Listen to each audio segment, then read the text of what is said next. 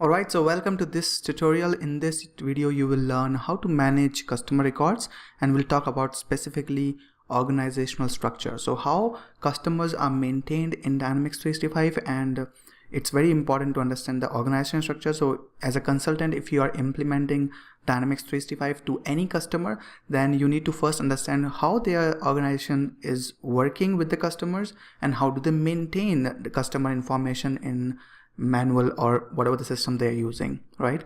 And once you understand that, then only you will be able to streamline that. You will be able to create the organizational structure in Dynamics 365, right? So let's see that how the organizational structure works. So the first thing is, for example, we have an account called XYZ LLC. Now account, it means it's a company, right? But it's a customer as well in Dynamics 365. Right, so XYZ LLC is an account, which is a customer.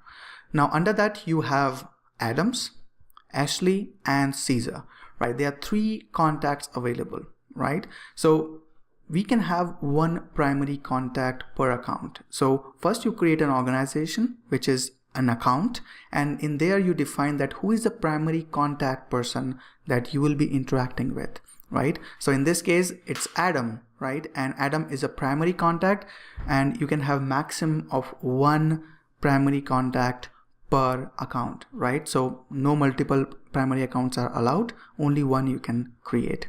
And then you have other contacts as well, which is like we have Ashley and Caesar, right? So you can say this as a contact person 1 or contact person 2. These can be the people who influences a decision to sell or purchase, right, in their company, and these are the people you need to keep track of, right? So you can have any number of contacts per account, right? But there can be only one primary contact. Okay, so I hope it's becoming very clear that you have a company. Under company you may have multiple contacts, but there can be only one primary contact for that particular account. All right, so let's see that in Dynamics 365. Alright, so here I'm in Dynamics 365. The first thing we will learn is about the contacts and accounts. So you are under sales, so we go to the menu, and there you click on the sales module, and there you have under customers, accounts, and contacts. So first let's look at accounts. So by default you can see there is no account available because it shows my active accounts. Let me just select all accounts, and then you start seeing that, right? So these are the accounts which are nothing but the companies in Dynamics 365. So this is the list of companies, list of accounts, and then you can just click on any one and you can open the form which displays all their information and also explains that how can you manage that. So I'm going to show you that. Okay, so the first thing is you can see that there is account information where you enter the account name, which is the company name. If you see this red star on any field, it means that field is mandatory, right? Other fields where you do not see that star, it means those fields you can either choose to fill or you can leave it blank. It will not make much difference. And if you don't fill the field which is defined by the red star, then system will not allow you to save that particular record. So this is the account information, and in case if you don't know what exactly the particular field means, then you can just hover your mouse and you will see that it says account name, type the company or business name, right? If you hover to the phone number, it says phone, type the main phone number of this account, right? So those kind of things you can define here. Below that you have address. So when you click on this address, you have option to define street 1, street 2, street 3, the city, state, zip, and country, right? So this will be useful when you start seeing that in the map as well, right? And then other details you have, like what is the industry of the company. You can choose the one which is applicable. The next one is SIC code. So in case if you don't know what SIC code is, you can just hover the mouse. It says type the standard industrial classification code, right? So it basically explains you that whether the ownership is private, public, or subsidiary or other, you can choose that. Then you can put the description about that particular company, and then you have different options available which we'll discuss in the coming training videos. The next one is related to the field service, which will be a separate course, and we'll be launching that, right? The next thing is the wall. So in this wall you can see that you have posts, right? So in this common area you can create posts. It basically allows you to keep the interactions, right? So for example, this account is looking for the 365 training. Okay, and you can just click post, and as soon as you post, it says that who has posted it. Other people have option to like or even reply to this particular. So it works similar to like a Facebook feed, but the basic one where you can like, reply, and you can keep track of all the interactions.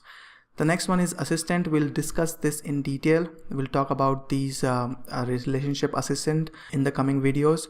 The next one is activities. So all the activities that you perform with that particular account, then that is defined here, right? So you can see those different activities. You can add phone call in case if you make a phone call, or if you receive a phone call from that particular customer, then you can record that in this.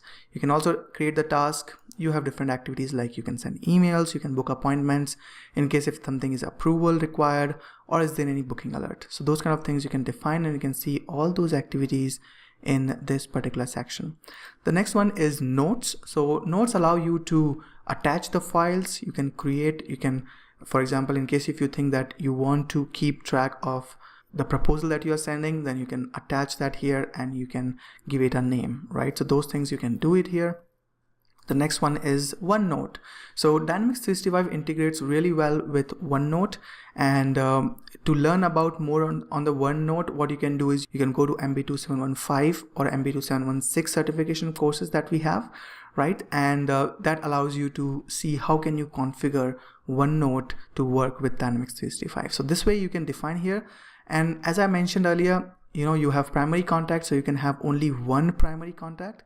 And there you define the name of the person and also the email and business phone, right? So that something is there. These two fields are non-editable. In case if you change the primary contact, then system is going to pick their email and business phone and will display here, right? So if you want to see this contact, you can just click it here, or you can go it from this place here, right? So from the main menu, under sales, you have contacts. Right, so that is the primary contact. As we discussed, there can be only one primary contact. The next one is contacts. So here you have multiple contacts associated, right? So of course you can interact with multiple people. Some people may influence the sale. Some people will be the key stakeholders, right? Some people will be the decision maker. So those kind of people you can define here. You can add new contacts. So if you want to add, you can just click plus, and it opens this quick create contact, and you can save it. It will work, right? So this way you can define the contacts. And then if you scroll below, you have contact preferences, like how this person wants you to contact them. Is it like any preference, or via email, phone, fax, or mail, right? So you need to define those preferences here. And you also have options like sometimes customer says that, hey, we are okay with the email communication, but we do not want to receive phone call. That's our policy, right? So what you can do is you can just click phone do not allow, right? And you can have email, you can have bulk email. In case if they say, no, I don't want to receive any special emails from you, you can click do not allow. And this is used basically when you start interacting with the customer, right? So this way you can define. The next is the billing. So what is the currency of this customer, right? What currency they deal in. Dynamics 365 supports multi-currency. We'll talk about that. And you can also define the credit limit. Is there any credit hold? Yes or no? And what are the payment terms? You can select here. When you are sending your products to this customer, then what is the shipping method you will use for this particular customer? You can define here. And what are the freight terms? Is it FOB or no charge? So based on that, you can do. And this is again accounting and service, which is related to field service. Plus you can also define the annual revenue of the customer, how many employees, and who is the owner of this particular record, right? So this is a Dynamics 365 user, right? You can select which user owns this particular account and responsible for all the transactions that you do with this account, right? So this way you can manage accounts. Let's go to contact. So I'll just click directly on this primary contact, and it will take me to the contact form. So in the contact form, you can define that what is the full name, the job title of the person, which account it belongs to. You can see that you have only option to select one account for this particular contact, right? So this can be the primary account, and you have the email address of the person, the phone number, the mobile number, and also the address. So usually the address is same as the company, but in case if you want to change it, you can do that. Again, in the right hand side, you have company name, that for which company this contact works for. So you can define that company. And also, like in case if you are dealing with B2C model, then you might want to create opportunities. In case if they have any issues, they will raise cases like incidents. And in case if you have any agreements with them, you can define those agreements here.